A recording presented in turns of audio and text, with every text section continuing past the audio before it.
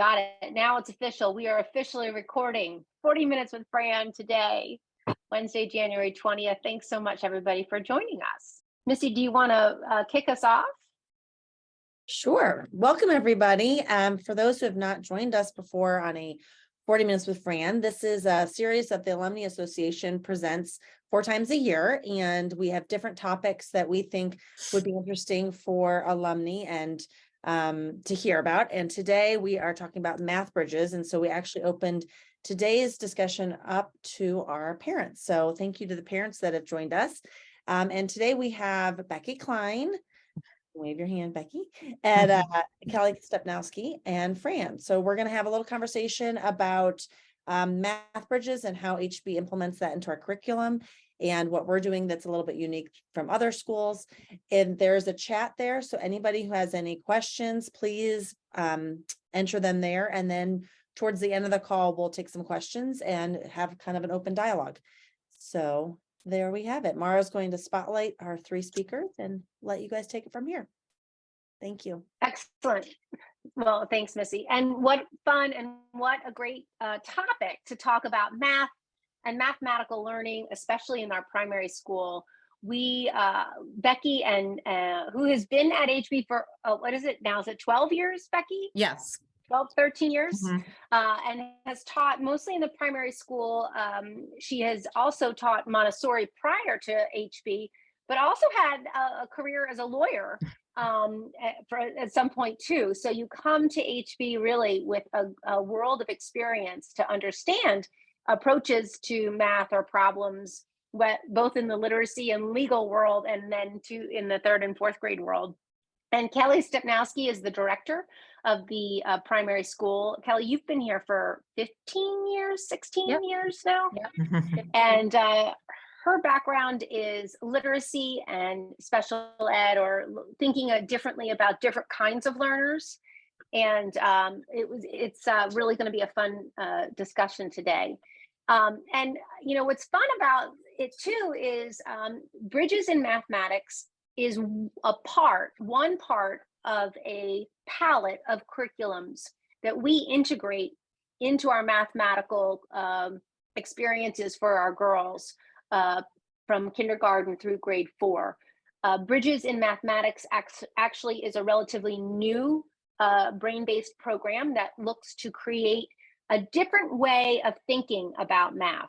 And you know, I think what's nice about teaching and curriculum development is that often reflects the new kind of research on neurodiversity and kind of what makes sense at different developmental levels. And so this is not your math. So if you are a parent, this is a very different kind of math. And what we have found after using this curriculum for about 6 years, that so many of our girls entering into the middle school and high school, their ability to play with numbers has increased their achievement and their aptitude. But I really want to throw this over to Becky, because you are on that team that helped us find this program. Can you tell us the journey about how do teachers work together, or what is on their mind when they're looking for a new math curriculum? And then how did you choose Bridges? Okay. It was back when I was teaching, first started teaching 3rd grade with Dara Parsons.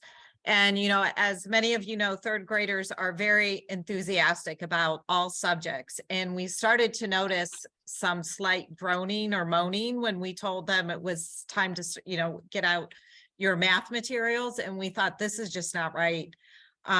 We want something a little more, much more engaging for them. There's got to be something else out there. So we started to do our own research and narrowed, along with the math specialist, Shelby Reesing, that's still here with us. And the 3 of us did our own research and shared notes, and then asked, as part of our professional development, to be able to go to the National Math Conference that was being held in Boston, so we could really check out some of these curriculums that sounded really good on paper.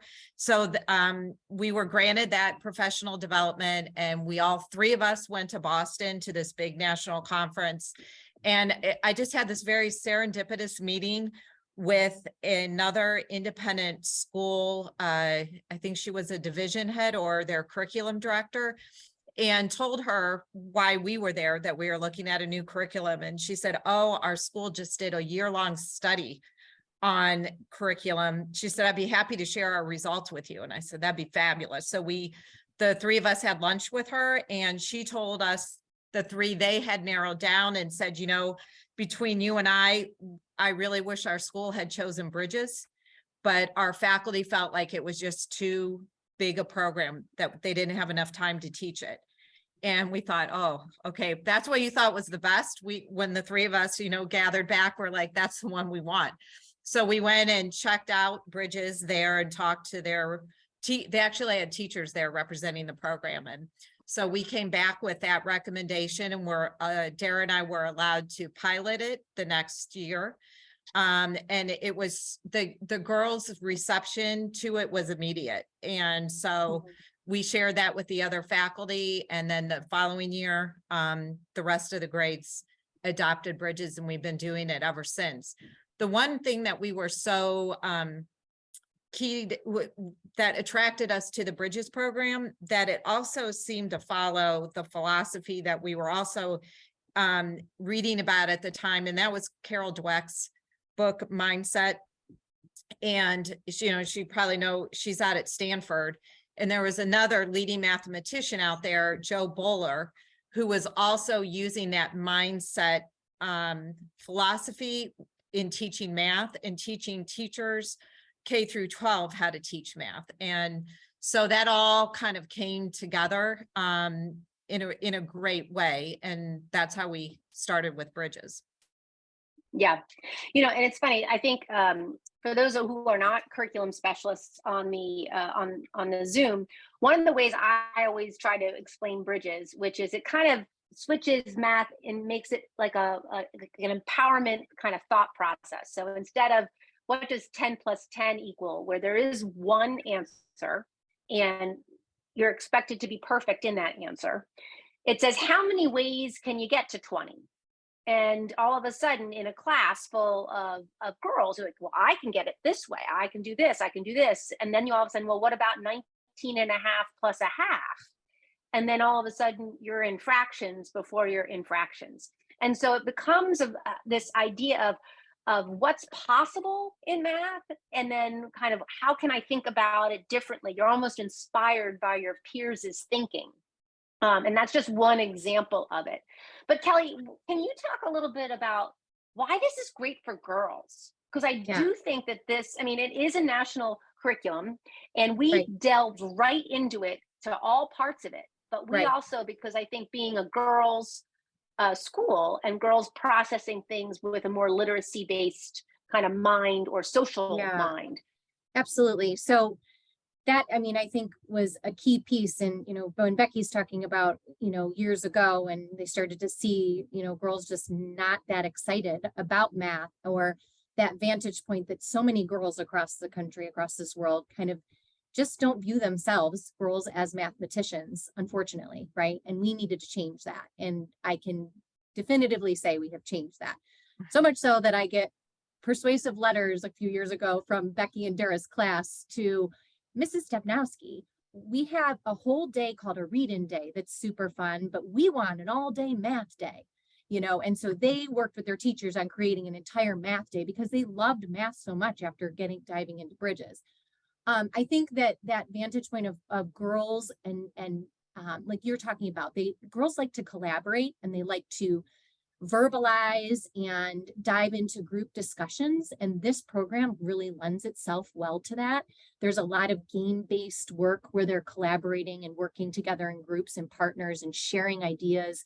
Number Corner is a full discussion-based part of the curriculum. It's not that traditional sitting at a desk with a paper and a pencil and solving equations. They are really diving into looking at patterns and talking about it and sharing observations and putting a sticky note up as data is collected. And that really plays well into what we know about girls, that they like to collaborate, that they really thrive off of that partnership and that collaborative thinking and verbalization. and the literacy piece is knowing our girls we have a very literacy rich program, and they do gravitate towards that. And this program really does do that. I'll never forget my own girls who've benefited from this program, who are much older now, but would come home and start talking about math. And as the educator in this space, or the educator of early, elementary age students, I knew they were talking about our Math Bridges program. But to my husband, he was like, wait a minute, you're talking about math right now? He would always be confused by that, because they were sharing these really amazing project-based pieces that were really bringing in literacy pieces and discussion, and wasn't that rote, pencil paper memorization piece. So that piece is huge, I think. I think that, Math Bridges is something too that we can tie so well, because of its creativity with numbers, into things like our storyline programming and into some STEM kind of projects as well. So it allows us to, and we choose to work with storyline, another part of our curriculum, and dive into STEM based things because of our robust robotics program and STEM program as they get older here.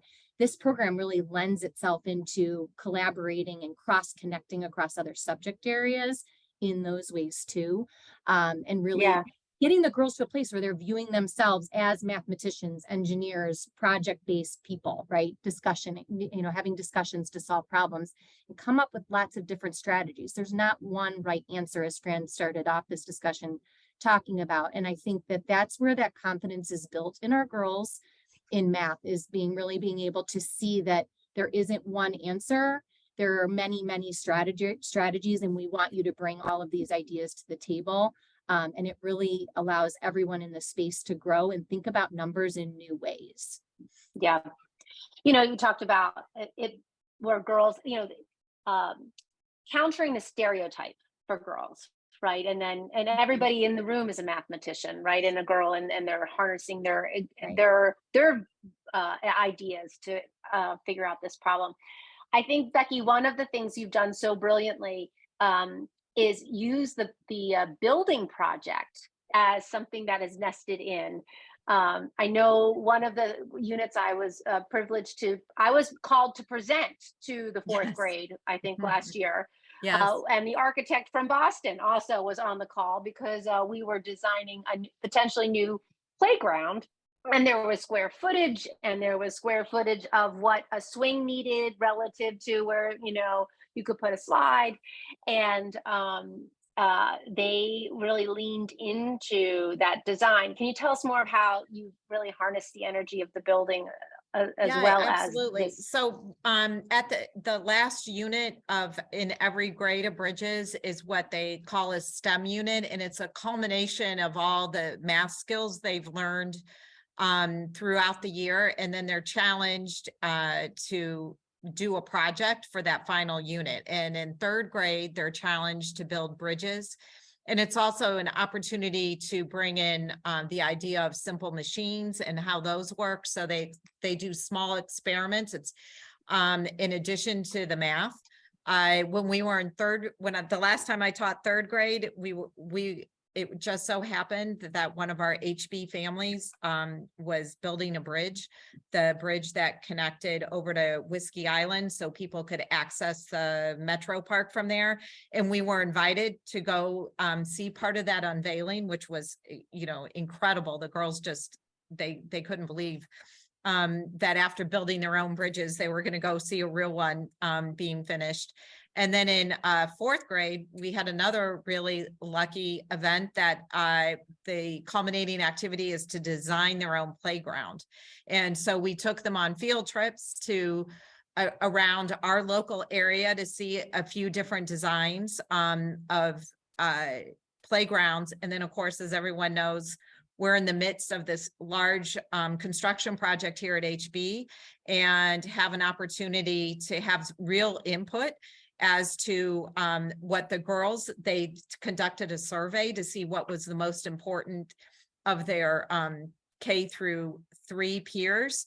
And we were able to share that with Dr. Bisselle. And then we were also, Dr. Bisselle also was able to tell the girls, like, these are some very real concerns and problems that you have to solve and issues you need to be concerned with when you design a playground. So that was really fun. And I hope that, you know, that conversation can continue this year with this class as well. Yeah. You know, we've got a great comment here from JJ about how Bridges at the US lower school, how sometimes that this approach overcomplicates things at times, because it honors that mathematical thinking can get to the same answer, but through different strategies. So it does sometimes take a little longer sometimes. And sometimes, you know, the math concept versus the strategy, there's a disconnect there. And I do think that that's every great program has a weakness to it, and there, you know, the efficiency isn't one of Bridges's best. Tell me, Kelly, what you've seen. What I've seen with Bridges, having had all of this research done at the school I used to work at in Vermont, one of the outcomes we see too is higher mathematical thinking, but also higher verbal articulation, because there is this kind of you have to explain it. So it's one of those, how can math actually enhance your verbal reasoning? Can you talk a little bit about those connections? Yeah, absolutely. And just to go back just a touch too on, you know, JJ's specific question here, I really do, I see that, right? And I think, but as teachers, as we've experienced this program now for over 6 years, right? We really see this massive benefit to going through this period of time. Say when you're looking at a word problem that to you or I immediately is a 3-digit by 3-digit multiplication problem, right? And you could go and tackle that with the algorithm. And I know many of you out there probably didn't even understand how the numbers were necessarily working as you were using this algorithm, and, you know, hearing a 1 over here and making new columns and all of that, right? But what I'm finding is that time spent in coming up with strategies, whether it's pictures or our multiplication arrays or sorting or using manipulatives and coming up repeated addition, whatever it may be, allows the girls to really work with that numbers and come up with such a stronger number sense, and it benefits these kids so much further on down the line. So it's that longer picture. And then we get them to a place where they are now having discussions of, once we've played with them and found these strategies and the girls are presenting and verbalizing and talking through and getting their work up on the document camera and explaining to their peers how they use the array or the picture or the repeated addition to do this complex problem, then we start talking about what's the most efficient way. And then we talk about the algorithm, because in the end, can the algorithm possibly be more efficient? Yes, not always, but oftentimes can be. But then they're understanding how what they are doing with the actual numbers. And so you're seeing them be able to apply this really great number sense to problems that originally they probably would look at, or you and I might have looked at as a 3rd or 4th grader and said, absolutely not. I'm not there yet. That looks like that's a high school problem or a middle school problem. And I'll never forget Dara Parsons, who has 2 daughters here who are now in high school and middle school, or both in high school now, actually. And they, the younger one who had been in Bridges for a few years, and the older one who had never experienced Bridges, she came, over to her big sister at the table working on a pretty complex word problem in math. And the older one was really struggling with it. And, it involved some pretty maybe high-end algorithm work. And her little daughter, Juliet, came in and looked at, let me take a look at that. And she was able to, break apart numbers in a way that her older sister didn't have the creativity for in that math brain at that point, hadn't been exposed to that type of thinking in math. And she tackled it and got to the answer. Now, did she do it the most efficiently? No, but she knew how to work with the numbers. So I really feel like that process, although it can create, it's creating a lot of discussion and it can lengthen that process, but it's so meaty and good. And they're really taking so much great from that and then applying it to become pretty complex math thinkers as they get older here. Becky, how about you? Because you've worked in a number of different grades that have had Bridges.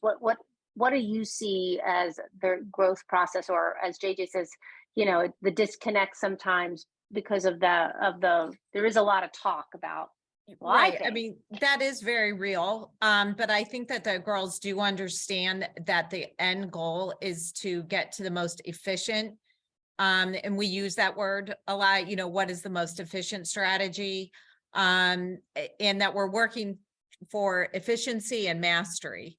And so Kelly, expressed it really well, how you give them time to explore it in different ways or to share different methods. And at the end of the day, we do tell them some strategies may be more efficient. There may be one or two strategies, and depending on where they are in the math, one's going to be more efficient than the other. But they're pretty good, especially in fourth grade, understanding that that's the goal, is efficiency at some point in the unit. The other thing that's so great about particularly Number Corner is it offers what we call these low floor, high ceiling type of questioning and discussions, so that everyone in the room can participate. No one is excluded from the conversation.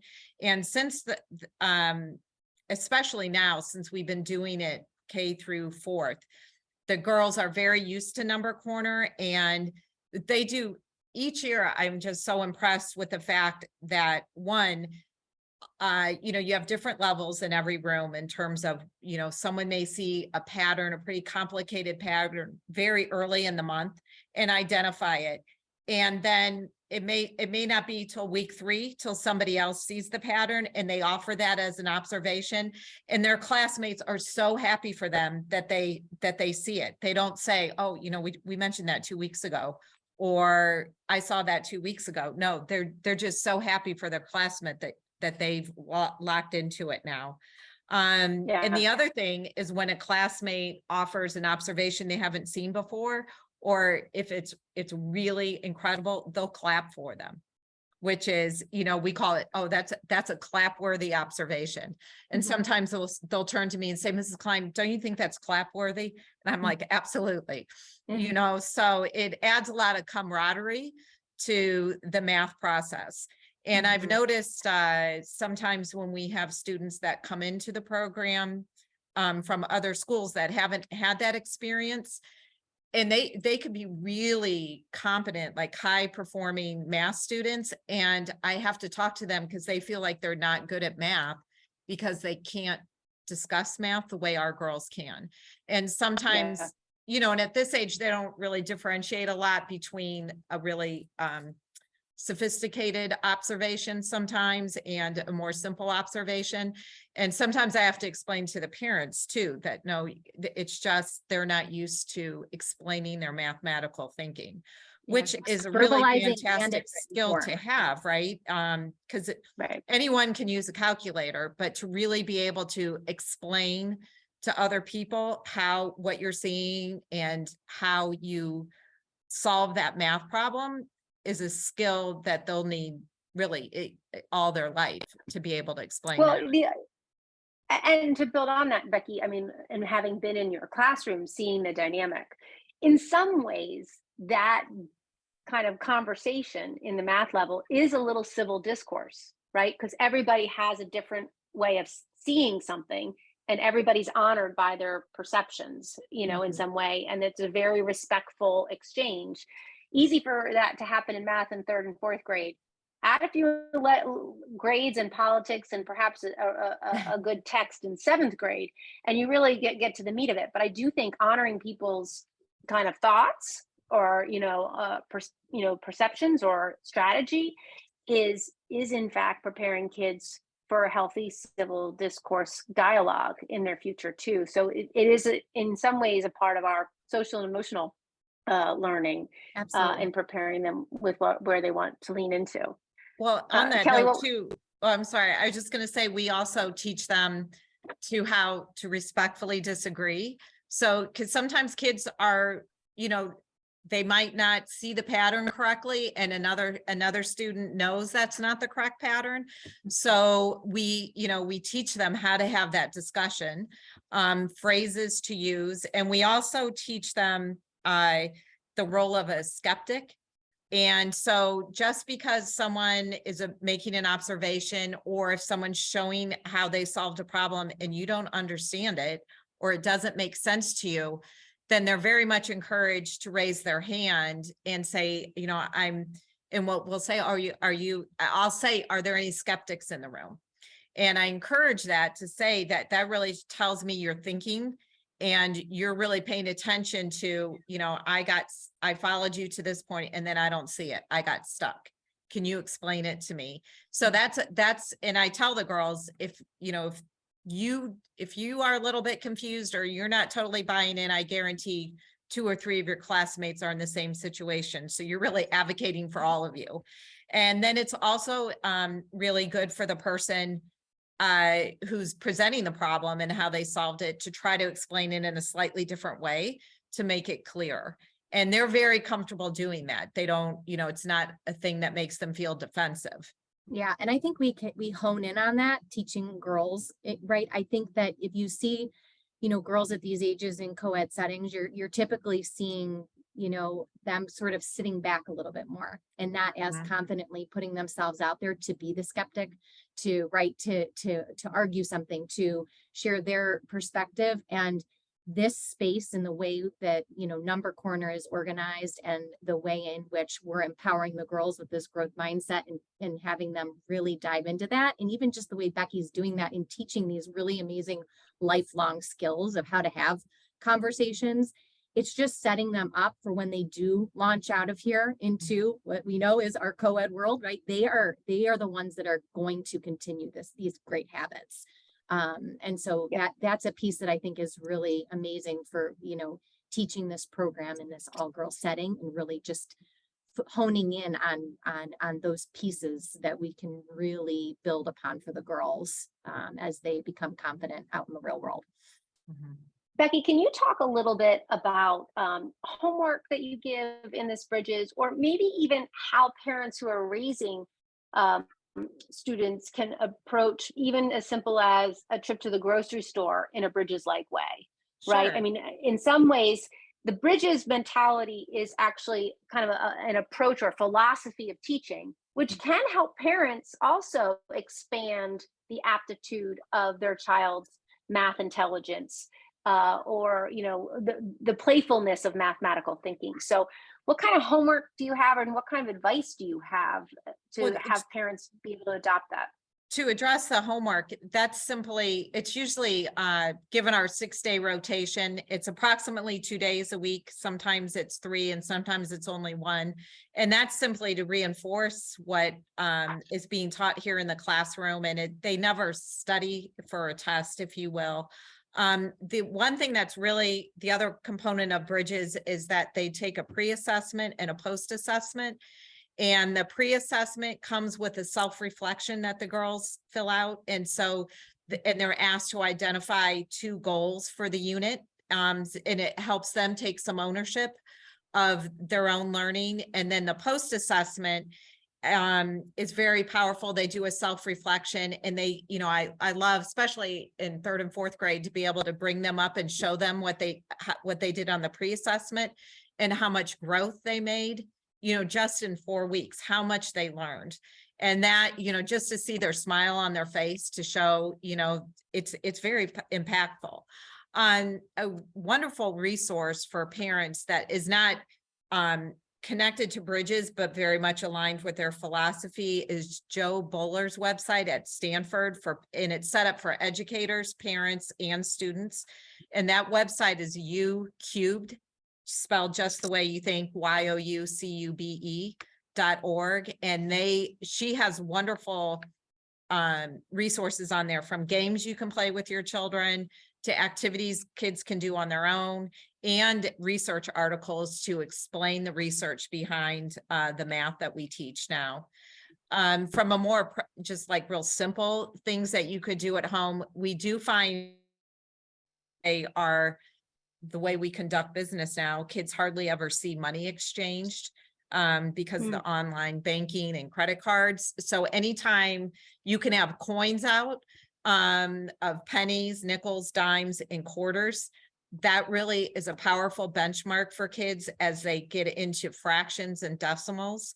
If they understand how you can create a dollar or a whole piece out of ones, tens, fives, and quarters, they can do a lot of high level math pretty quickly if they have those benchmarks. Cooking and baking is a fun way to introduce fractions to kids, to have them measure out, you know, the flour, the sugar, and that sort of thing is a nice way to interact with kids. That is, you can kind of slide the math in there too. Yeah.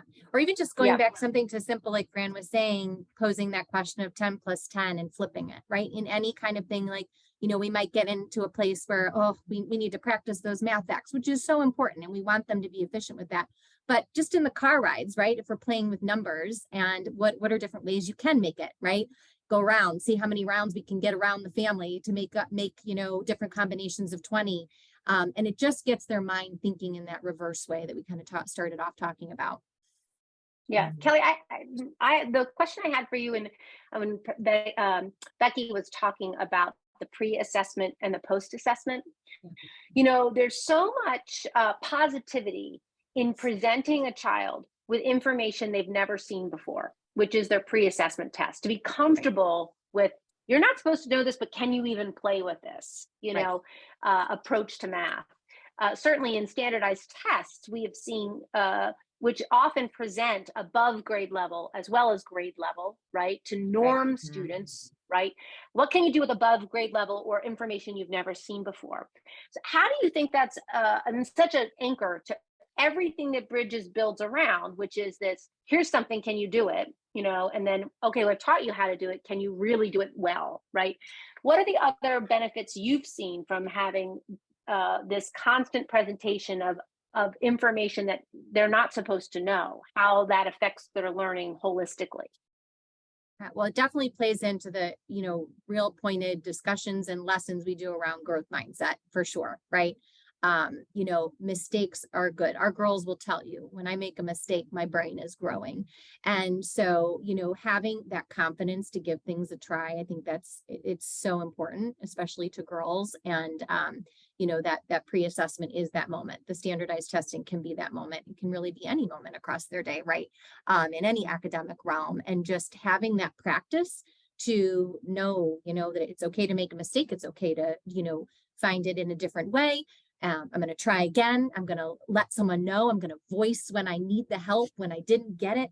And analyzing your own process, that metacognitive piece is so important. And we talk a lot about that in this year, actually.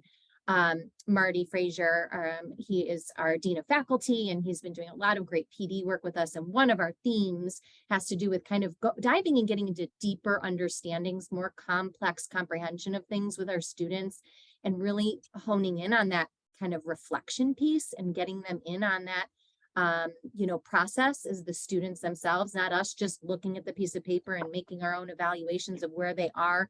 Having those girls take part in that is so impactful, and gives them that ownership and pulls them through a unit, getting so much more out of it by the end. Yeah, we more than welcome to take any questions folks have.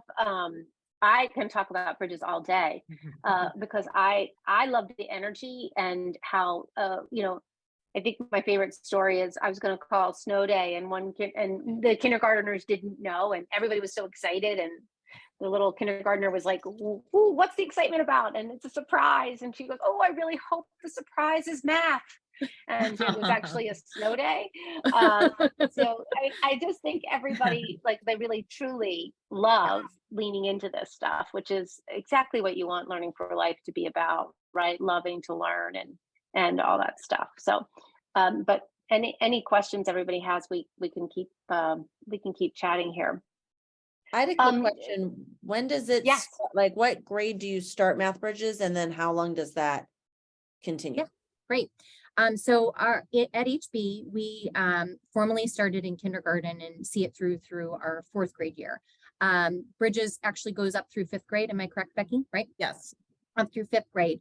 And but we work really hand in hand with our middle school program on finding where our girls need to be launched. Obviously, our school goes into a new division in the 5th grade year, and Sharon and her team in the math department work very closely with our 3rd and 4th grade teachers in particular to see kind of how they want to bridge them into the middle school so that they have a different trajectory once they get there into the middle school realm.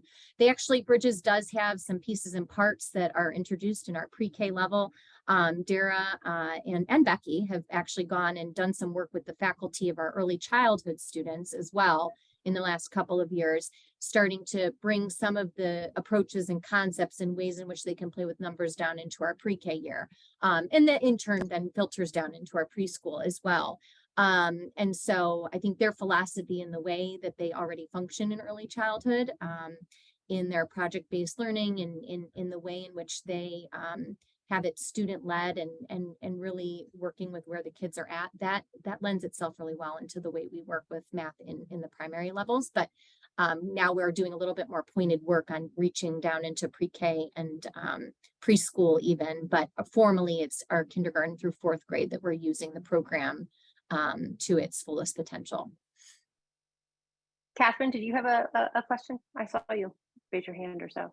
I mean, it's not, well, I'm like the biggest fan of both Kelly and Becky. And my daughter's proof is in 5th grade, and her, gosh, I mean, you would be proud of her math right now. And she, but my question is, and I'm assuming the data doesn't necessarily exist, because I think, has HB had this for about, what, 6 or 7 years? Yeah. And I know we don't 6 teach the years. standardized tests, but like we just happen to get now standardized tests back. And her math just seems to go up and up. And I know she really was the product of, I want to say it almost was, yeah, when she was in kindergarten that this started.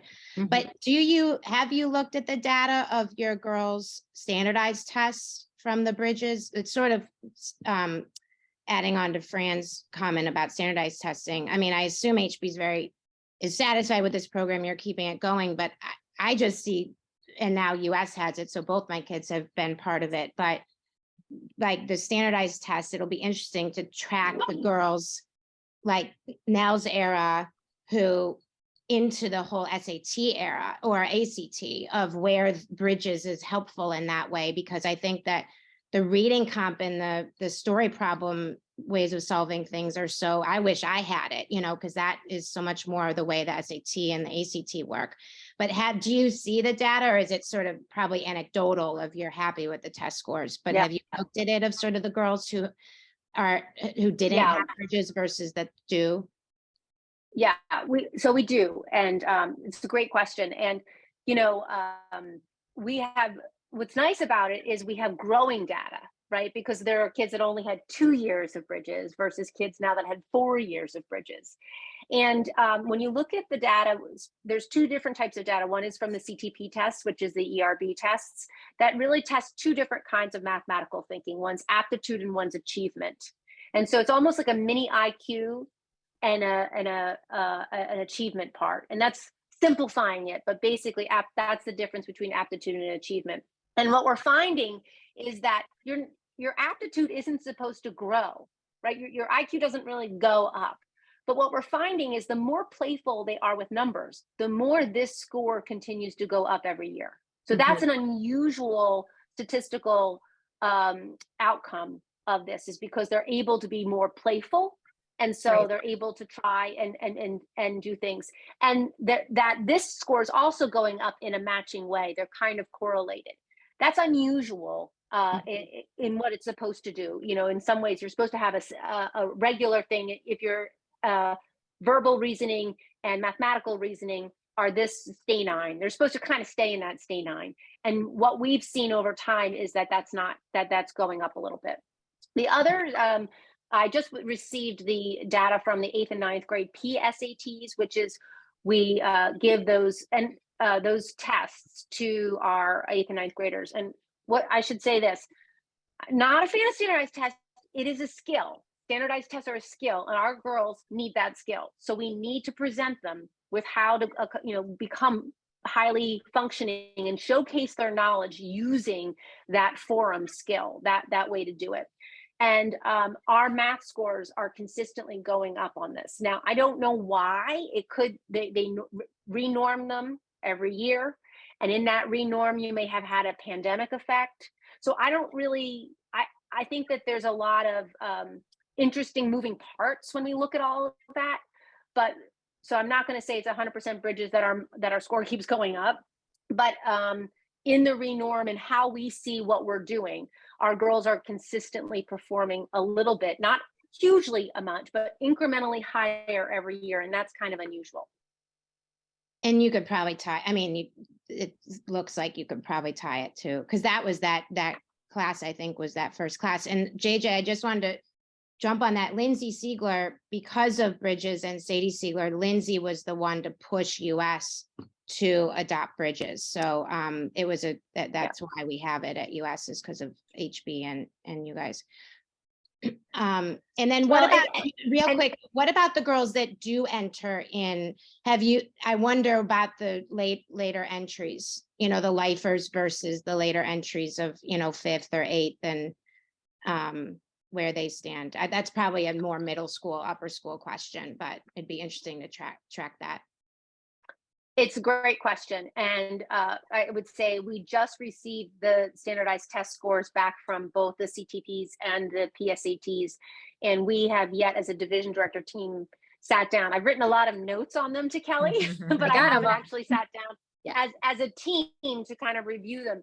But what you should know is that what we do is we review them. And if we see that every kid in the 3rd grade got the, the geometry question wrong, you know, we look at our curriculum and think, okay, we've got to really think about how we're achieving, you know, how we're doing that, because nobody's getting that concept. Versus you can look at an individual test score relative to the last year test score, but you can also look in the teacher mode as to how the whole school, how the whole grade is doing. And all of those standardized tests, and specifically CTP, present above grade level information. And so that is the other secret sauce part of it, is that our kids are used to that. And so we see them really doing quite well on those things. So it's now 42 minutes with Fran. And I, as you can tell, could talk about this all day. I love it. And I think why I love it is because I see amazing teachers responding to inspiring curriculum, and thus students' performance and excitement about learning continuing to grow. And I'm just so deeply grateful. Becky, you are truly a once-in-a-lifetime teacher, although I would say you have many of those, Kelly, in your division that you inspire. And by the way, if you don't know, Becky and Dara have hosted a camp. Are you still doing a math camp this summer? Well, that's in discussion. We do that with Shelby Reesing also. We had to suspend it during COVID because it's such a collaborative effort. So we'll let you know. Stay tuned. Well, outstanding. And you know, I'm so glad, Kelly, you put the Math Learning Center from Joe Bowler there, or that's a different center. The U Cubed is up there too. Some great ideas on math, and to be playful is really what it's all about. Thank you everyone for joining. This is such a fun thing to talk about, primary school and the magic that's happening there. So, and if you haven't come and seen the new building, the new link, always an open invitation. It is spectacular, and learning spaces do make a difference. And you can almost feel kind of Bridges happening in some of those bigger spots too. So thank you everyone for joining. Have a great day. Thank you. Thank you. Take care. Thank you.